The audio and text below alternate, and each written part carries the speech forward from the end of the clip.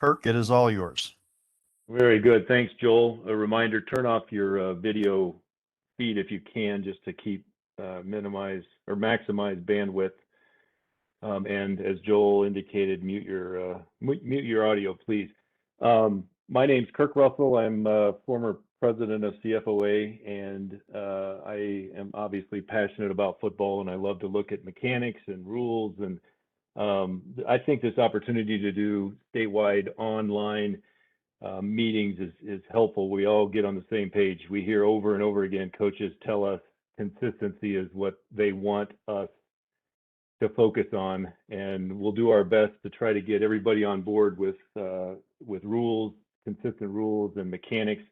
And so the first thing that we're going to do tonight is George is going to go over some topics related to the rule book, and then when he's done, I've got a handful of mechanics / things to look at and get us consistent around the state. So George, I think you have the microphone now. Hey, can you hear me okay? Yep. Okay. Speak up. So welcome to everyone. What I picked out for tonight were 4 topics that have surfaced recently in correspondence from coaches. Those are the 4 topics: hurdling, horse collar tackle, forward progress, and then fighting and flagrant fouls. I'm going to say more about some of these topics than others. But if you have any questions, fire away. And then when I'm done, if you have anything else that you want to ask about, anything that's been in the bulletin recently, that certainly would be okay. And I would be glad to tackle those subjects. So without further ado, let's start with hurdling. Just a reminder, George, Joel will monitor the questions via the chat and then relay them to you. If there's Go ahead and move to the next slide. So that's the definition of hurdling. I just want to point out a couple of things. One is that this applies only to an opponent who is contacting the ground. If the opponent is airborne and is diving at the player, the runner has the right to jump over him. And then if he is contacting the ground, if he's only got 2 feet on the ground, it's illegal to go over him. If he's got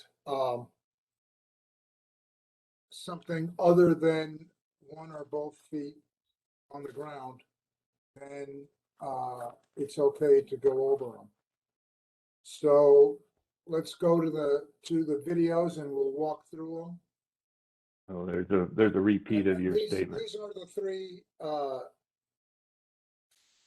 areas that I've stratified it into: an upright opponent, which I've already said, if he's just got 2 feet on the ground, you cannot hurdle over him. You can dive over him by going head first, but that is very, very rare, and I've only seen 1 clip of a person trying to dive over an upright opponent. We tried to get that on Huddle, and it didn't come out very well, so we had to delete it. But like I said, it's a very rare occurrence anyway. The diving opponent I've already covered, and I'll point out some things on those videos. And then it's important to note that if the player being gone over is in a 3-point stance, then he has something other than both feet touching the ground, and it is legal to go over him feet first. That can be somewhat of a dangerous move, but it is legal by rule. And if you call it because you are extra safety conscious, you get a merit badge for caution, and then you will get hate mail from the coach. And then it's very difficult for us to defend when black and white in the rule, it says that if he's touching the ground with something other than his feet, you can jump over him. So that means on a field goal attempt or a kick try, the defense can in fact go over linemen in the 3-point stance. Now that may ultimately change, but we'll talk more about that as we go through the videos. So here is our first video. We can let it roll. This will be a runner.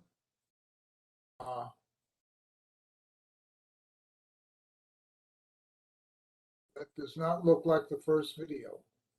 George, I think this is the one we slipped in late in our conversation, where there's a question whether. Okay, I got it. I thought you were going to put it in later. So let me address this video and we'll do the slam dunk one later on. So in this video, go ahead and freeze it where you just had it, right there. So he starts to go over feet first and he doesn't make it because his knees hit the helmet of the opponent, the blocker. And when he does that, he goes head first. So at a quick glance, it looks like a dive, but it is an attempted hurdle. And the rule specifically uses the word attempt. So this would be a foul. And hopefully we will not be dissuaded by the fact that he ends up landing on his head. But that is a foul. Okay? Oh, this is the same thing, but different angle. So just a question that came in. It says the hurdle must be this is a question. It says the hurdle must be initiated before the player comes out of the 3-point stance, and the question mark, when does that actually come into play? Okay, that's a great question. Kirk and I spent 10 minutes haggling over this afternoon. It does not specify, but you have to give the player the benefit of the doubt. And when he starts his hurdle, if the player is in a 3-point stance, we should treat it as legal. There's absolutely no guidance written anywhere on that. The rule does not address that. And I think that's the fairest way to do it. Kirk, if you want to give a counter opinion, go right ahead. Well, I think it's difficult for us as officials to, I mean, things are happening. You don't know if he's going to hurdle. And George, this is, I hate to get you out of order on your clips, but this is the one where we debated on at what point do we judge this player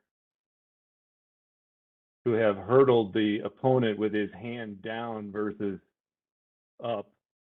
I mean, it's a fine line, and the difficulty I have with this rule is it's trying to protect players, and I fear that this moment right here, even though that lineman's in a 3-point stance, we know that if he comes vertical right now, we've got the situation that the rule was put in place for, and that's to avoid players to come down on their head and be injured. So it's kind of tough for us. And I understand your point, but this is a bad clip to say that over because the kid keeps his hand down the whole time the guy's going over him.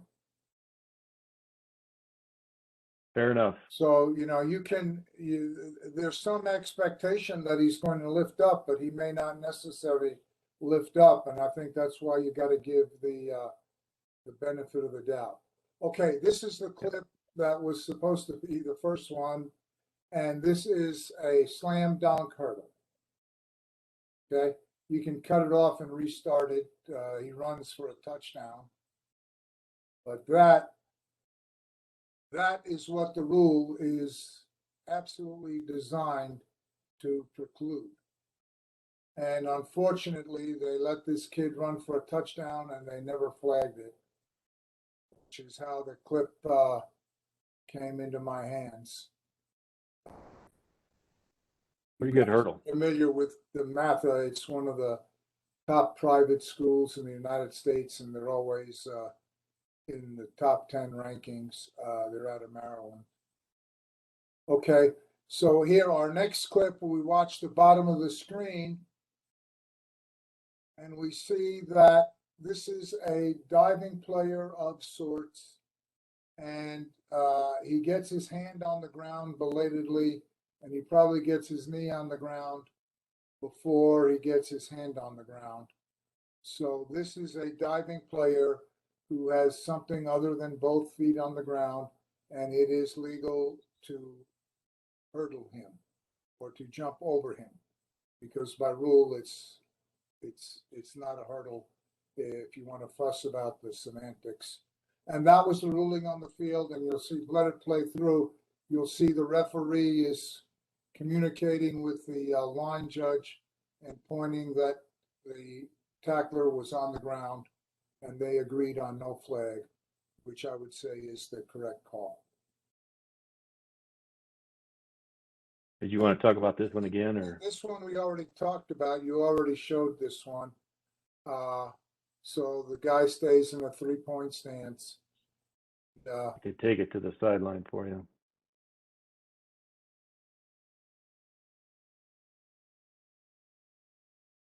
Okay, so this is another legal jump.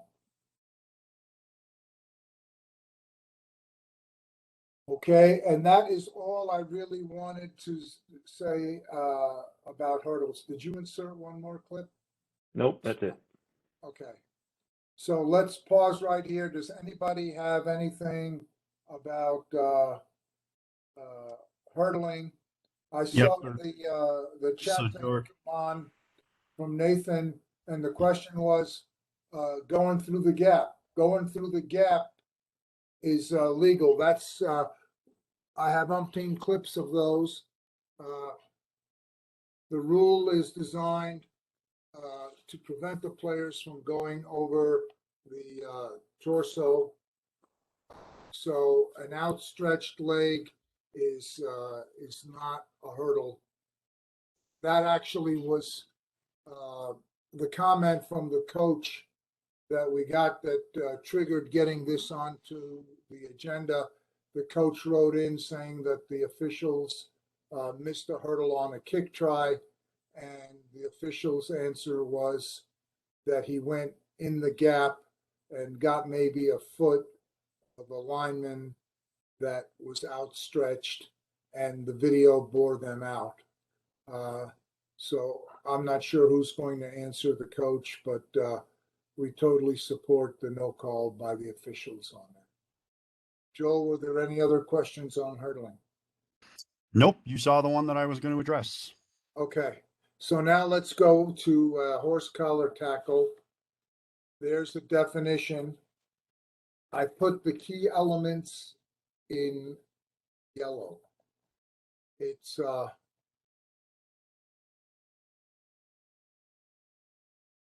did it just kick me out? No, you're good. Nope, we're good. Okay, something else flashed on my screen.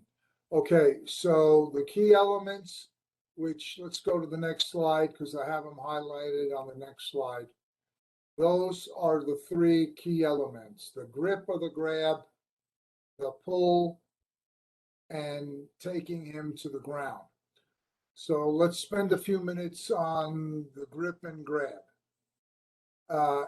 If the grip must be inside the collar, either in the back or the side, or he can reach into the collar and get the shoulder pads. And then with the recent rule change, he doesn't have to get his hand inside. If he gets the top of the side or the back of the jersey in the area above the number, that is the grip or grab. That is one of the elements of a horse collar tackle. Once we get to the top of the number, if that's where the grip is, that's too low for a horse collar tackle. There has to be a line somewhere. They started with inside the collar to include the collar, and then the nameplate area, which was the word I was looking for before, nameplate area. So if there's a debate over whether it's actually on the collar or on the nameplate area, well, that's a qualifier for the foul. But if the debate is between the number and the nameplate area, that's too low. Now, I am not a doctor. I can't tell you exactly how they decided that that grip is too low, but everybody, the NFL, the NCAA, the NFHS, they've all had an opportunity to expand the grip to something lower on the back of the jersey, and nobody has done it. So the presumption is that medical science is only concerned about a high grip. So keep that in mind, that the grip has to be high, down to including the nameplate area. The other two elements are a pull backward and taking him to the ground. And I put an asterisk on them because unlike the grip, these two elements are tied together. There has to be a pull backward, and the pull backward has to result in the player going to the ground. If those two are not in sync, it is not a foul, and you will see I have at least one fairly contentious clip where there is the pull backward and he does not get pulled to the ground. Okay, so let's just go to those videos and then we'll expand the discussion. George, question came in about what if the player's pulled sidewards, or what if the player's wearing a hooded sweatshirt and gets pulled back by the hat, or the hood, or whatever you want to call it. Okay, the sideways is in the rule. I didn't specifically mention it, but that is in the rule definition that I had up there. So a sideways pull is a foul, just like a backward pull. And then the hood, if it's a judgment call as to where the grip is, if it's where the hood is attached to the sweatshirt, then that's a high grip, and that would qualify for a foul. If he gets the top of the hood, which is now dangling low, well, that's probably dangling in front of the number, and that's not a foul to pull it down from there. Okay. And then another question came in: what about hair? What about long hair that comes out of the helmet? If they grab the hair, it's legal to pull hair. Hair is, I mean, the grip can be high on the hair, but they've resisted from including the hair, probably, and I'm just guessing now, I'm ad-libbing, they want to discourage players from having the hair exposed. And from what I've seen, the exposed hair in high school is mostly on linemen. I haven't seen runners with long exposed hair. The NFL has the same rule where it's legal to pull the hair, so they know better than to have their hair hanging out there. So, okay, so let's look at this video. Okay, so this was flagged, and this is an incorrect call because the runner is not pulled backwards, he's actually thrown forward. So this is an incorrect call. This is not a horse collar tackle. The grip is there.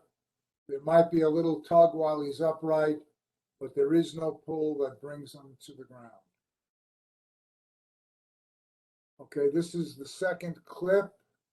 Now we're still on the first one. This is the end zone. First one, another angle. Okay. So there we see the erroneous flag being thrown.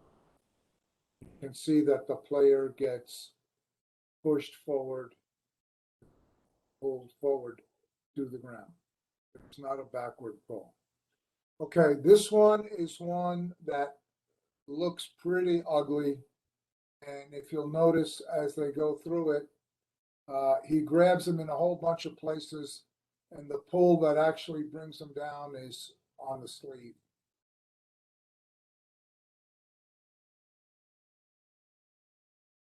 He tried a horse collar and he let go of the grip on the collar. Pull is on the sleeve. So this is not a foul. It does look pretty nasty. And I think the NCAA commentator kind of hinted that they wouldn't downgrade the crew for calling that because it looks nasty. But they also did say that that is an incorrect call by rule. So George, questions come in. If there's a when in doubt situation, is it a foul or do we let it go? Well, all safety fouls, when in doubt, is a foul, okay? But like I always say, don't use safety as an excuse. If you can get it right, get it right. You will be supported if you get it right. So I don't think there was a call on this. Nothing was said. It is a correct call by rule. This is a very contentious rule because you can get some backward jerks without bringing the guy to the ground, but that's not covered by the rule. And again, the presumption is that if you don't take him all the way to the ground, even though it may look bad on the knees, that the medical people have decided that it really isn't all that bad on the knees. It's very difficult when we start guessing over stuff that isn't explicitly in the rule, especially when the rule is written in great detail. So here's another one. Go ahead and let it go. So again, this is by the sleeve. I wanted to show this because this one doesn't look all that bad. The previous one looked like it might have been hurtful, even though it was off by the sleeve. But this one doesn't look quite so bad. But by rule, they're both exactly the same. They're both takedowns by the sleeve.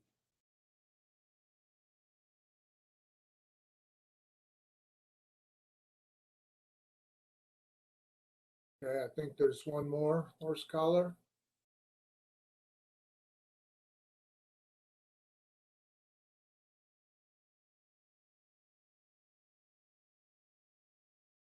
Okay, and again, he is pulled forward. He comes down on his face. And if you let it run long enough, you can see a coach comes out and gets in his face, and they're all screaming at him. They all wanted the foul, but the no call is correct.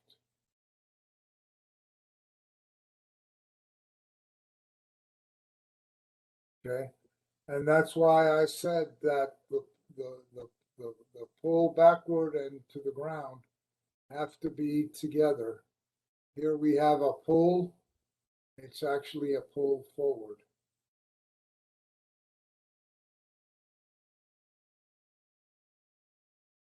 Okay, so that concludes everything that I wanted to say about horse collar tackle.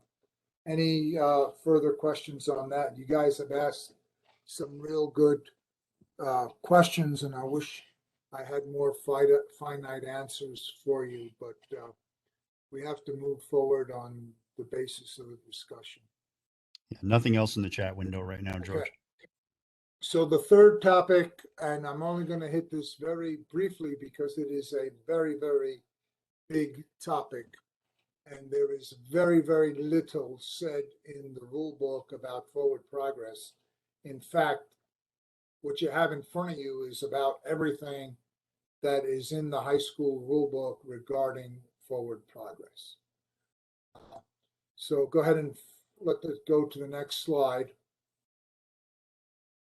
So these are all the variations that you can have with forward progress, and none of them are specifically addressed either in the rule book or the case book.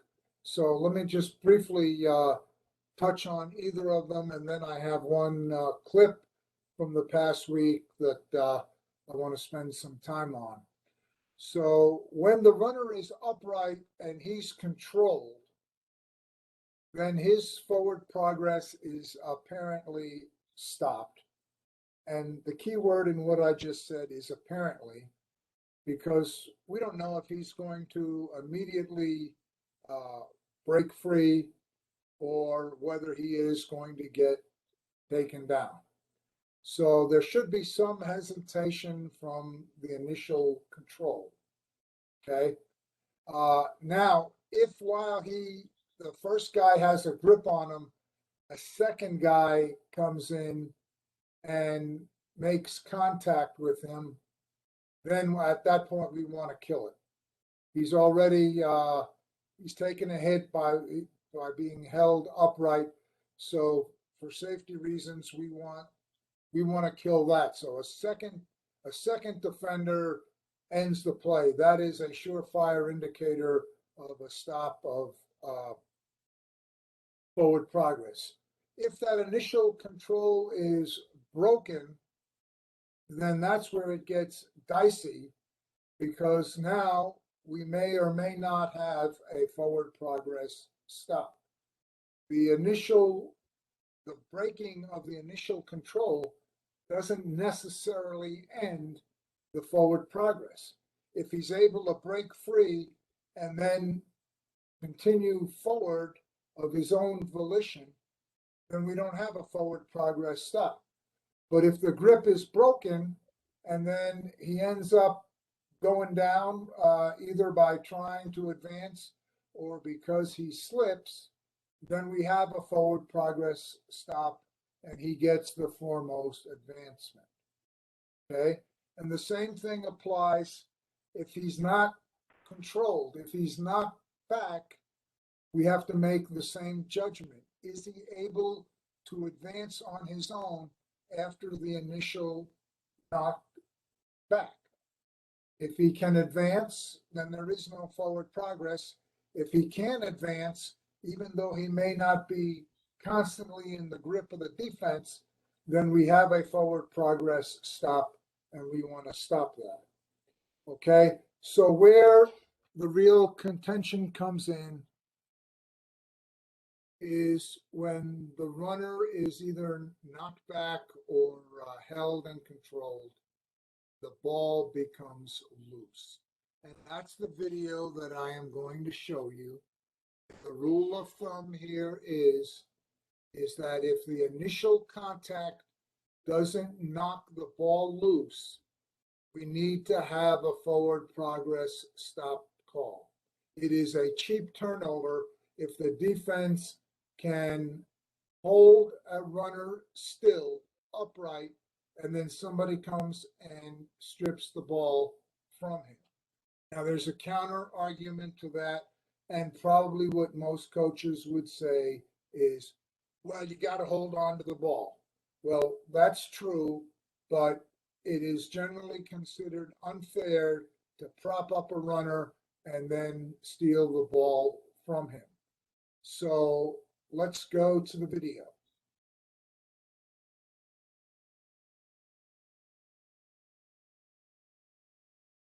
Let me get everybody's bearings here. So we got a goal line mapped at the 1. Number 9 has the ball, and you can see it gets taken from him while he is being pulled backward. The initial contact did not knock the ball free. That's not a touchdown, but it is a forward progress stop.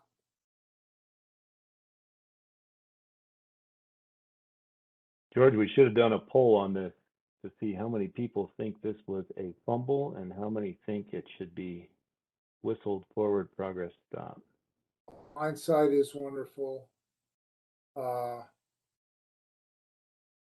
mean, everybody's entitled to their opinion, but in my view, and all the so-called experts that have looked at this, that is a forward progress stop. I think that's a pretty solid rule of thumb that should be followed religiously. If the initial contact doesn't jar the ball loose, go with the forward progress stop. And that's really all I wanted to go video wise. I mean, we could stay here. We could spend an hour on this with all the permutations of forward progress stops, but keep the cheap turnover in mind. We do not want that. It's interesting, George. You've introduced a new terminology. When you're on the field in the heat of battle, in this particular case, we're at the goal line here, the terminology we might use when we come together is, was forward progress stopped? And you're indicating that maybe the conversation should start with, was that ball jarred loose by the initial contact? Because that's a different answer than was his forward progress stopped. Because I know the discussion here was that the feet are still driving, therefore he's maybe not achieved all of the progress that he can possibly obtain. Yeah, So, I addressed that in the note to the referee that asked us about it. And churning feet really had nothing to do with it. You can expect churning feet. That's what he's there for. That's what he's taught to do. But the torso isn't moving forward. And if you look at this clip, and the referee had a real good look at it, that torso is not going to move forward. And it's actually moving backwards when the ball gets taken away from it. So my advice is ignore churning feet. Hey, before you leave that video, a question came in that says, is this a possible horse collar tackle on that quarterback?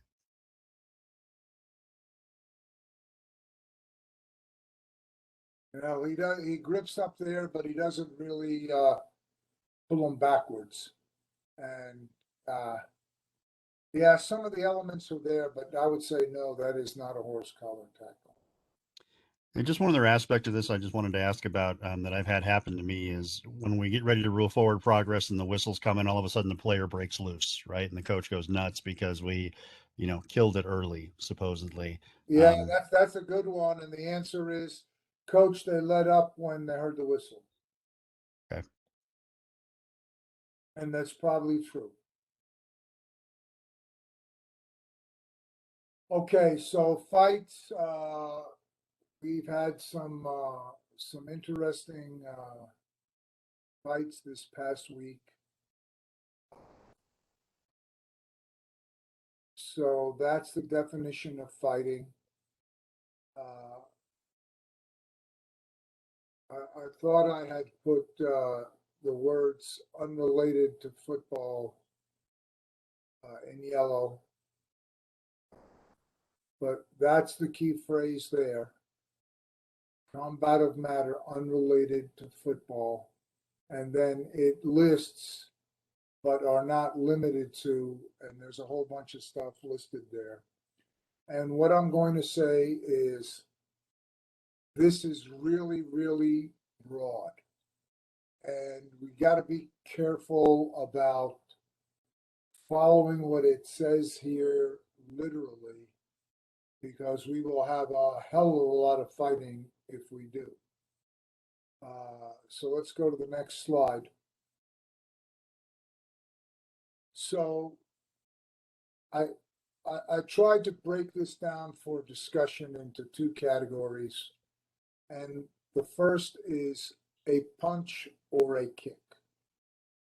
That, by definition, is a fight.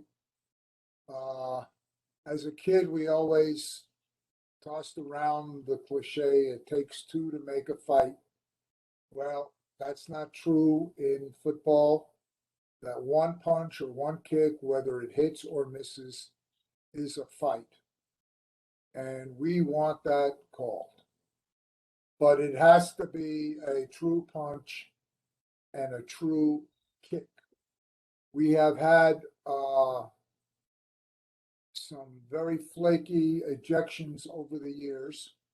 On the kick side, the tackler got the runner on his back and got his ankle and was twisting his ankle.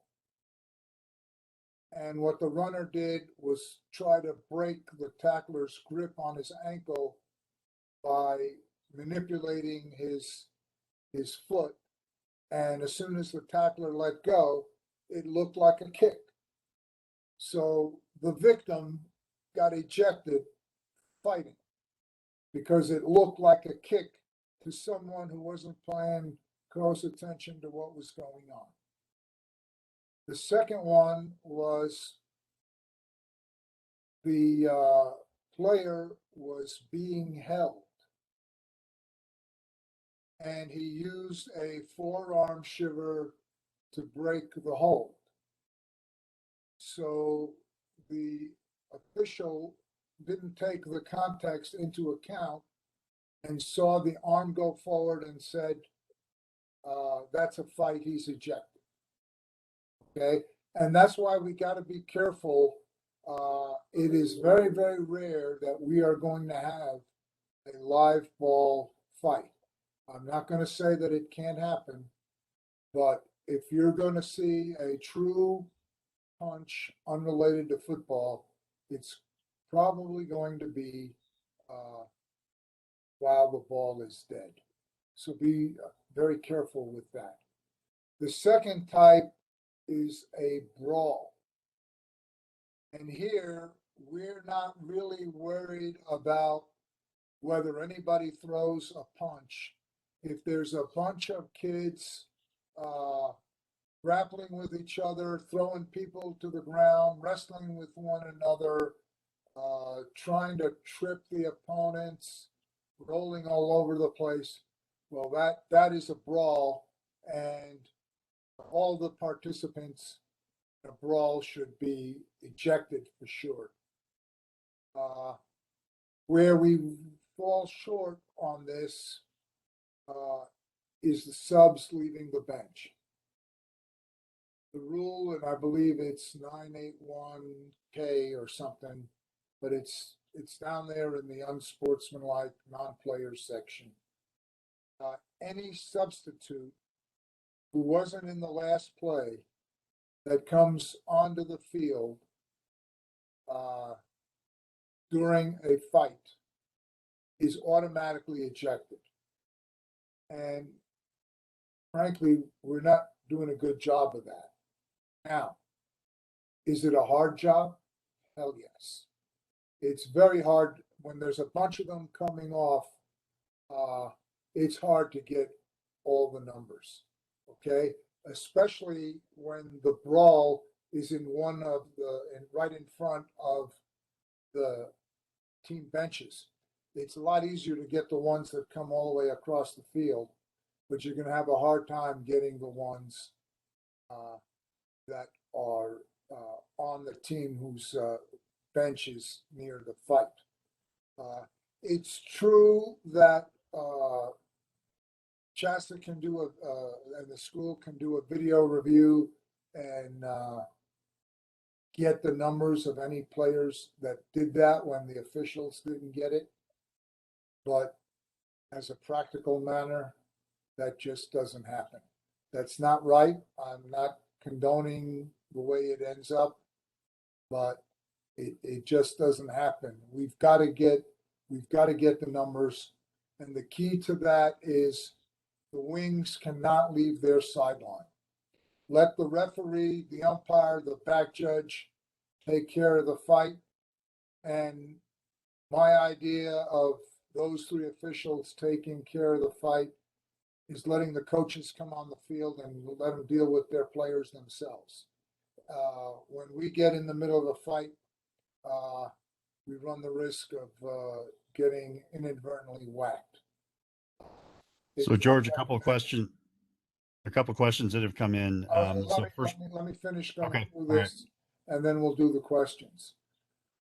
So it is strongly preferred, and if we don't have it in the mechanics manual, we will get it in there. Wings, please do not leave your sideline. Your job is sideline control. And again, before we take the questions, I want to show the video because it illustrates all these points that I just made. So if, or actually, Now, let's back up. I forgot what I had in my videos. So let's just do the videos and then I'll take the questions. So working our way up to the brawl. Here is an NFL fight from last Sunday. There's a shove. There's another shove. There's no fight there. And then there's the punch. And there's the flag for the punch. And then you'll see the punch. That is a punch. And if we have something like that, by all means, do like the NFL guys did and eject the player. If it's too far removed from that and it's just a bunch of shoving, then we have some discretion. Okay, so now let's go to the next one. This is from an NCAA clip. The action's going to be on the left of the screen. It has nothing to do with the runner. Okay. There's our altercation. And there is the act in question. Is that a foul? You're darn tootin', that's a foul. Is that a punch? No, that is an open hand shove. It is a blow, okay? And I mean, if he got his hand in there and broke his nose, it might be something else to deal with. But the NCAA interpretation is they do not want stuff like that called a punch. They want it flagged. But do not call that a punch. And we want to try to keep players in the game as much as possible. So unless it's clearly a punch, just go with the personal foul.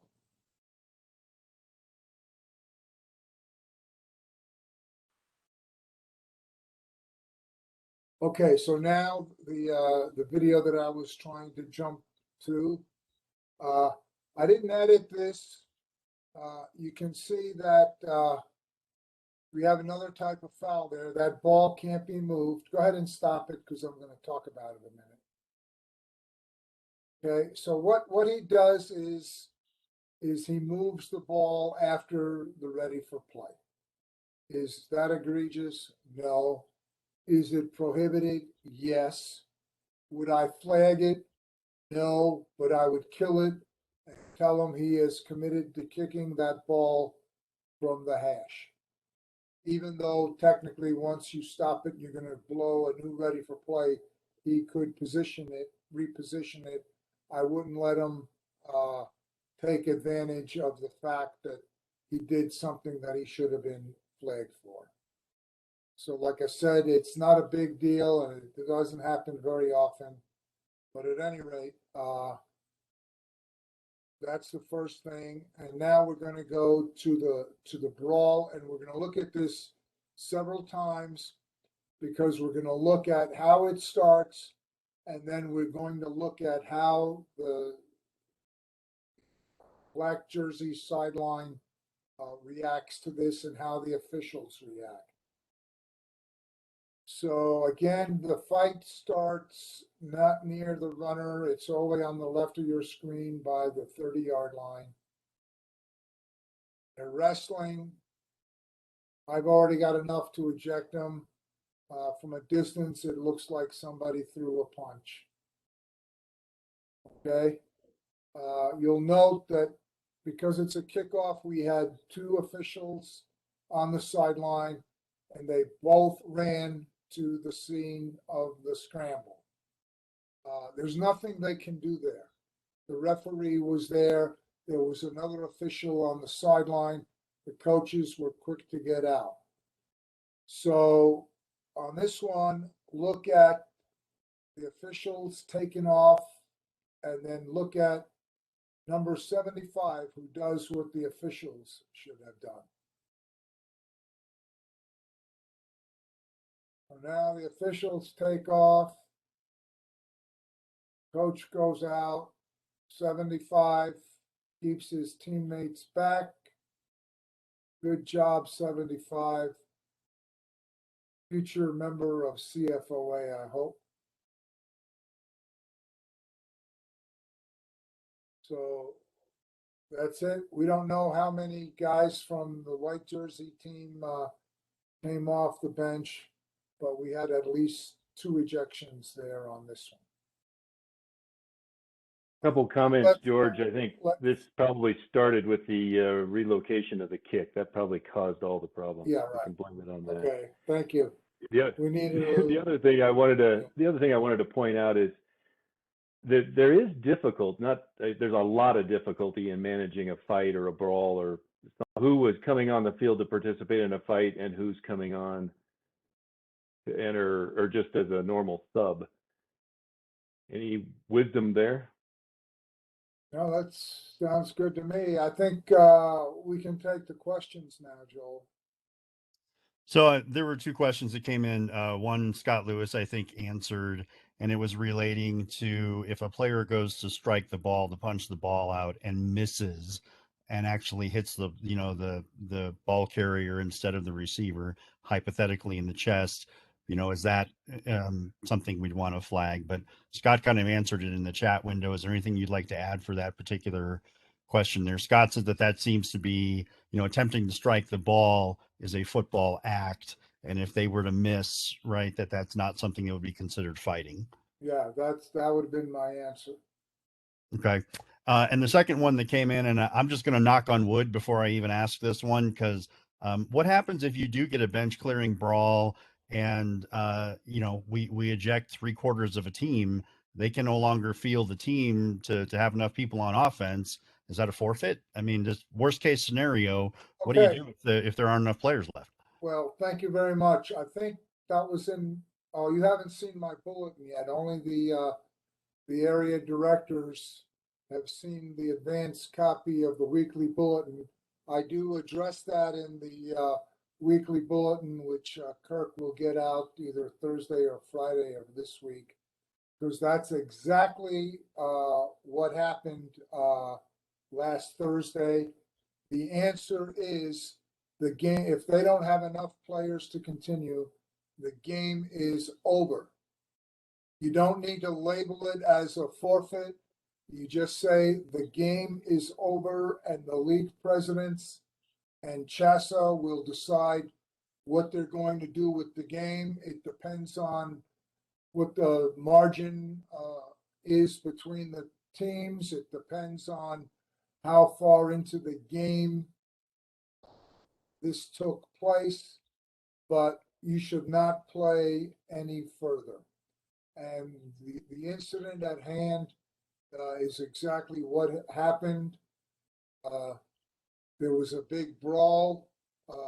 As far as I know, both benches totally emptied. So, and 5 players were ejected. Well, 4 were ejected from the brawl. So at the most, each team had only 9 players left. The game was not stopped. The game continued, and then there was a 5th ejection on one of the teams later on in the game.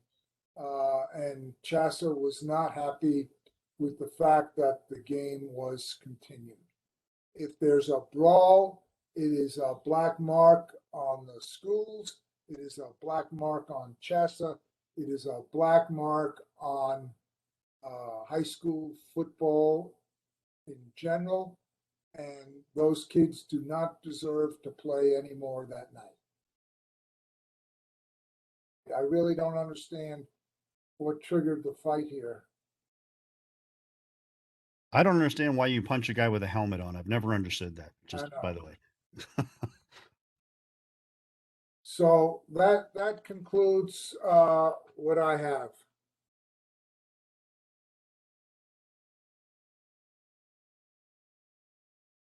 Fight. Oh, George, I'm not sure why this one was in here. I don't know if you put it in or I did. I put it in. I just wanted to point it out. It really has nothing to do with the fight. But if we just want to make a comment about a flagrant foul, the player that committed the obvious blindside block was ejected because of the judgment that it was flagrant.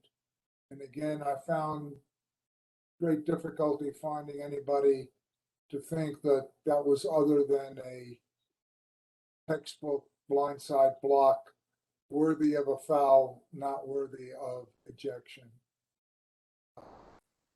There was a mention that there was some helmet contact there. The angle of the video does not show that, but it doesn't rule it out either. So there might have been more to this than what shows there, but that looks like a normal blindside block, if there is such a thing. Blindside So real quick, blocks involve some vicious contact. That's why they made it a foul. But if we ejected everybody that committed a blindside block, we'd have a lot of ejections. George, what if a head coach wants to protest this ejection? What happens, and how does Chazza handle that? Okay, the way it happens, and we've had, we didn't have a protest on this one, but we've had, I think, 3 protests of ejections.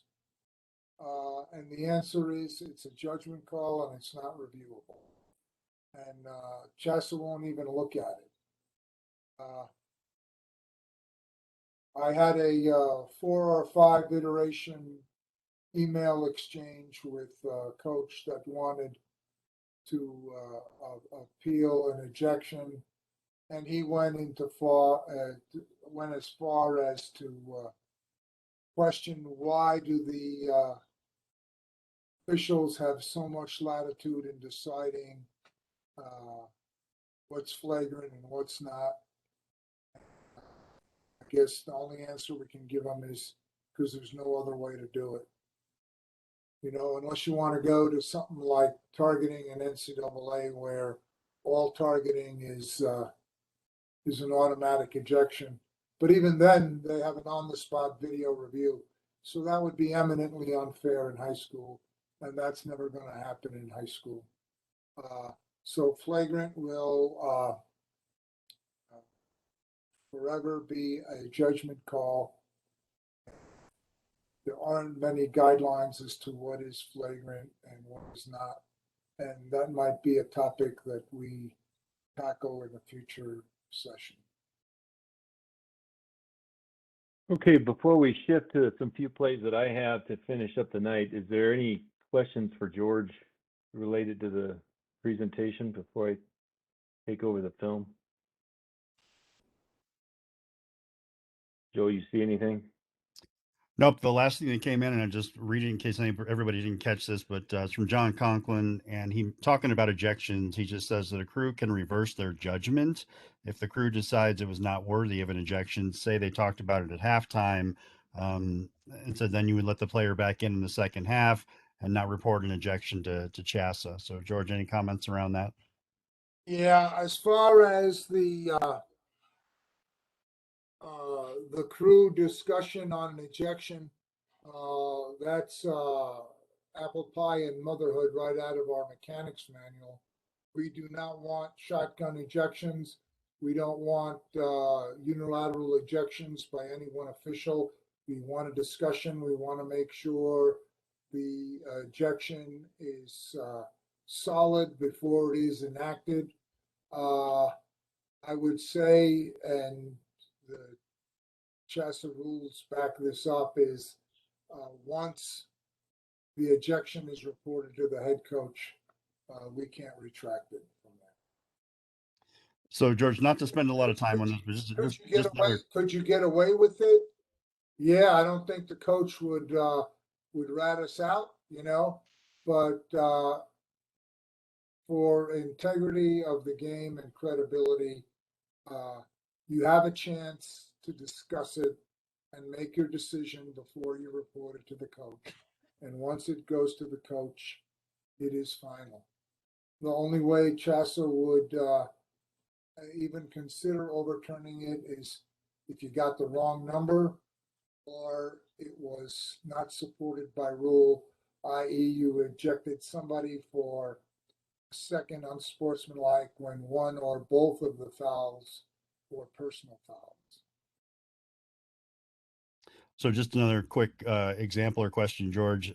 We always try to do on my crew, have at least more than one official that deems a foul as flagrant. But what happens if you get an official, only a single official, who sees the action, and we'll just say targeting for this example, and says, yes, this was a flagrant foul, and nobody else on the crew has input or saw it to offer up any suggestion one way or the other? Can you go on that one official's decision that it was flagrant, or do you need some type of The final decision goes to the referee. okay? The referee has to make the final decision, and I've had that exact situation happen more than once. And in all cases, I was able to talk the lone official into just calling the foul and not ejecting the player. Okay, When in doubt, we do not want to eject. okay, very good. All good? Okay, my 20 minutes are up. Good stuff, though. All right, I'm going to show a few plays to finish this up tonight, and these are going to be just less strict rule book related and maybe mechanics. And we are so fortunate to get game film that shows things that you're not going to see, maybe even in a season, maybe even in 5 seasons. But it gives us a chance to look at some different things, different ways. And so I'm going to put them in front of you today, and maybe it spawns some conversation in your pregame. So I talk regularly about wing mechanics and staying home and reading run pass, and then making sure the pass away is forward or back before you move at all off the line of scrimmage. And here's a case where I also talk a lot about wings knowing where the money line is. And when we've got third down in negative territory here, so the ball, this is as far back in this play as I can go. They didn't start it at the snap. But look, it snapped at about the 32-yard line. This wing official knows that the money line is at the 37. And so if they don't get to the 37, likely they're going to have to punt. So it is a money line at this moment. It is third down and 5.5-ish, maybe 5. And what I like about this, you'll notice that the wing knows where that line to gain is. You see how he got there, stopped, because that is the most important line. Anything plus or minus a yard of that spot is critical. Beyond that, it's really fine if we don't get the spot exact, but he gets to that money line, stops, gets a good look. As it turns out, the ball continues downfield, then we have a turnover, a fumble, and a turnover. But I like how he knows exactly where that money line is. The coach appreciates that he's aware of that, and we get that right if that ball were to be stopped right there. You can see the same thing on the near official, moves to that money line, sets, and then officiates from there. Very similar to if it were a goal line. That's the same play from the end zone. Okay, the next one, this is an interesting situation. I'm not sure I've had this particular one. We're going to be first down and 10. We've got a flag for a 5-yard face mask, and I want to review what a 5-yard face mask is. In order for it to be a face mask, we have to have a grasp of an opening or the mask or the chin strap or the mouthpiece. It has to be a grab. And so when it comes to a 5-yard face mask, we really need to see a grab of the face mask, not just hands across the face mask where the mask turns a little bit.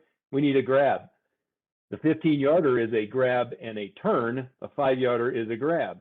And so in this case, we've got a 5-yard face mask flag, which will be assessed at the end of the run, end of the 5-yard run, which puts us very near the line to gain. If you do the math, 5 plus 5 is 10, and I'll take you to the next clip, which will show you what has happened in this particular case. So the crew's going to assess the 5-yard face mask from the end of the run, set the ball down. Maybe let me see if I've got 3 clips here that describe my message. So now we're going to go to the third clip. The crew moved the ball, assessed it short of the line to gain, and the head coach wants a measurement. Hey, we're close. Head coach wants a measurement after we marched off 5 yards on the end of a run. My point here is we should be prepared for what happens next when we look at the stakes and we are almost a first down, but may not be. We need to know exactly where that spot was before we assess 5 yards, because now we've got a spot plus or -5, depending on exactly where the umpire puts it down. We do not want to measure this in this situation. So be very clear before you move this ball whether it's going to be a first down or not, because we don't want the chains to have to come out after the umpires put it down. Again, things to think about, talk through how you would handle such. Next play is fumble mechanics. We've got definitely a fumble, balls on the ground.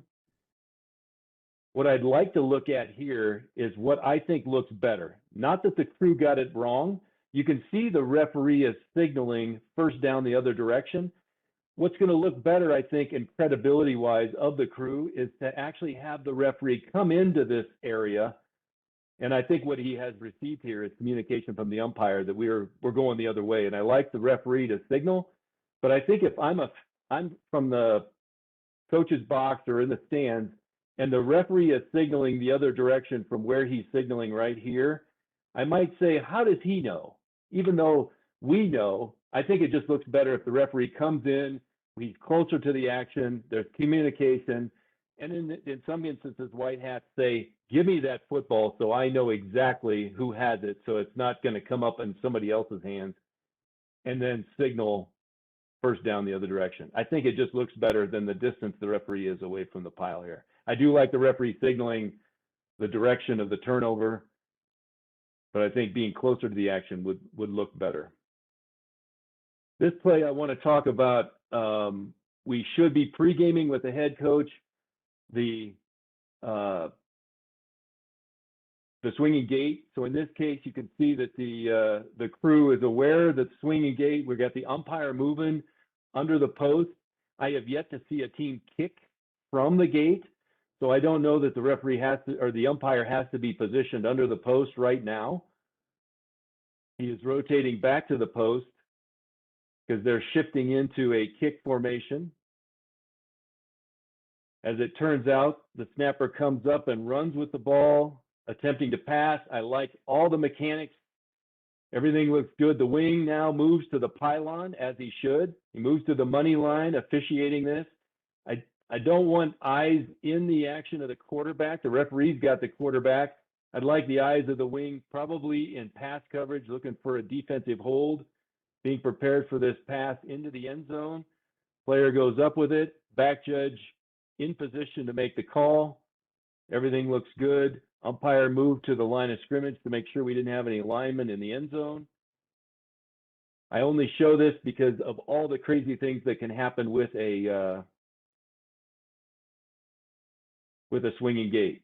And I'm sure there's 100 other things that can happen, but I like how this crew covers this after the play turns into a pass play.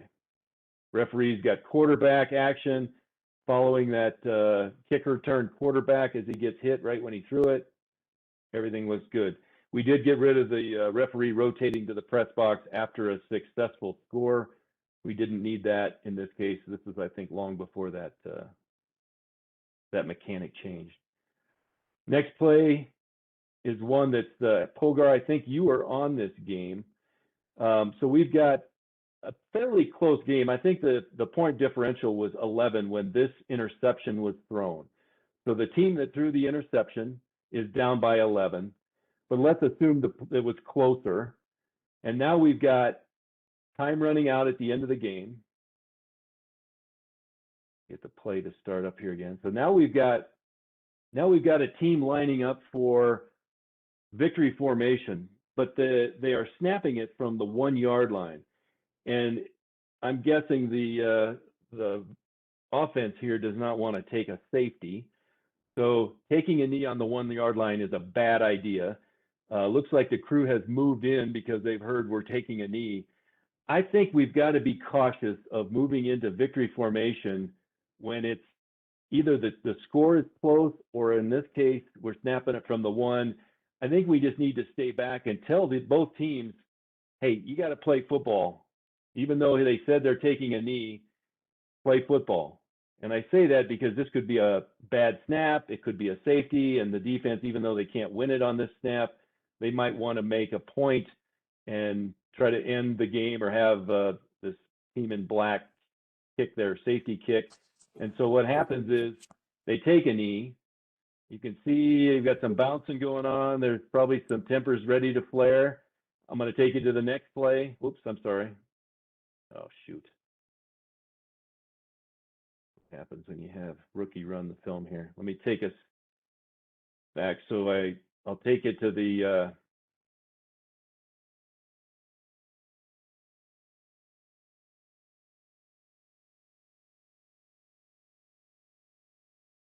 so this is now, I think, the second snap, isn't it? Yep. So we've got this player jumping up and down right here. Everybody's a little fired up. We're going to win. One team's going to lose. There's probably some smack talking. Now all of a sudden we're going to take a knee from the half-foot line. And of course they advance it because they don't want the safety. Again, we need to be careful. We're going to take a knee. It's complicated. The crew properly says, no, game over. We're not going to mess with any more of this. And the clock, I think, had run out by that point in time. So my point here is be careful with the victory formation. I'll call this the last play. And I want to talk real quick about coming out of reverse goal line mechanics. And some of you may have seen this before. So we're going to snap it from the 1.5 yard line, second down. Wings, we're going to move to the goal line at the snap and officiate the play from there. Referee is properly on the end line. The play is going to be run up the middle, but short of the goal line, tackled behind the goal line. The wing official signals, yeah, I've got progress behind that goal line. And then the referee will go up with a safety signal. Think about this. If you've got the goal line, this is your signal. So wing, move to the pylon, see that this play did not advance to the pylon, come in a couple steps and give the safety signal. It was your call. Some could say, referee, how could you tell he didn't get out of the end zone here? So wings, that's your call, make it. Just as if it was a touchdown. So reverse mechanics coming out in an end zone safety. All right, Joel, that is all I have tonight. I will let you close us out, or George, if you got anything to add, or if there's any questions, I'm happy to take them. Yeah, so I had a couple of comments come in from the chat, but I think everybody can see those. Nothing that I think is kind of worthy to bring up right now. I guess the only one I would ask about is just why does high school, Chuck Hickey asked, why does high school still have the 5-yard face mask, right? NCAA doesn't have it, NFL doesn't have it. Why do we still have a 5-yard face mask? I'm not sure if that's a Kirk question or a George question. George, go ahead. Well, as most of you know, I am not a fan of the 5-yard face mask simply because it's difficult, especially in a night game, to discern between a touch and a grasp. So what I always follow is it's 15 or nothing, but you know, it is a rule, and you can call it if you want. Why it's still there? The best answer is because nobody has tried to get it out. It's very difficult to get rules changed in NFHS, as some of you already know. It took 5 years to get PSK and 4 or 5 years to get blindside blocks. The play clock took 3 years. So it is what it is. But keep in mind, it is not a foul to touch the face mask.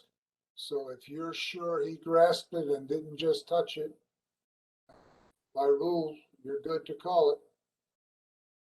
All righty. Well, thank you, George. Well, I think that wraps us up for tonight. We had 134 people on the phone at one time. I will post this recording or send it to George to post tomorrow. Hope everybody has a great rest of the season and a good rest of the week. Thanks so much for joining.